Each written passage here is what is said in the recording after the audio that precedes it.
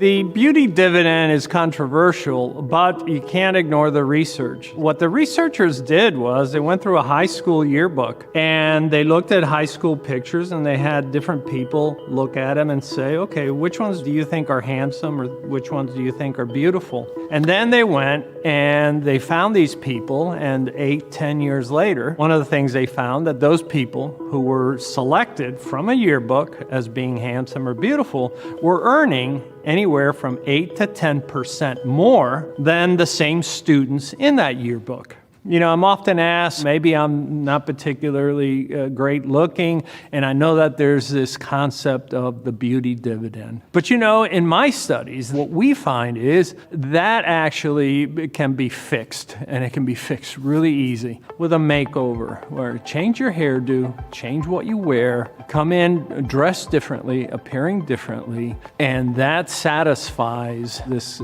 concept of the beauty dividend. Now, all of a sudden, people view us differently and with greater respect. We know that faces that are symmetrical tend to be perceived as more beautiful, and I'm often told by experts that somebody, for instance, like Kate Moss, who has a face where there's a lot of symmetry, contributes to that beauty.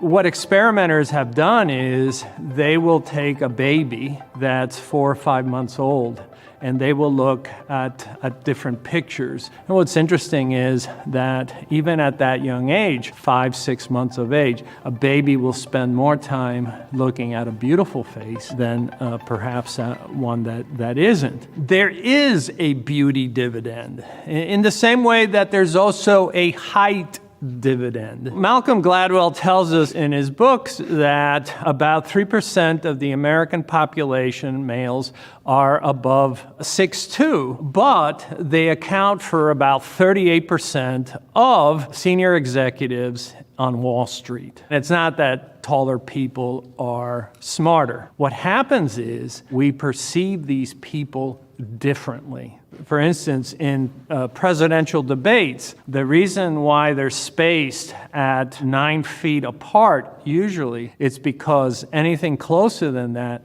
then you can see the height difference between candidates. What if I'm a short person? I know giants in industry that are not very tall, but they compensate that by the exquisite abilities and skill sets that they bring. All these things can be overcome. When I do coaching, especially with executives, and I say, please stop worrying about what you look like as a result of how you were born. Let's take what we have and let's see what we can do with it.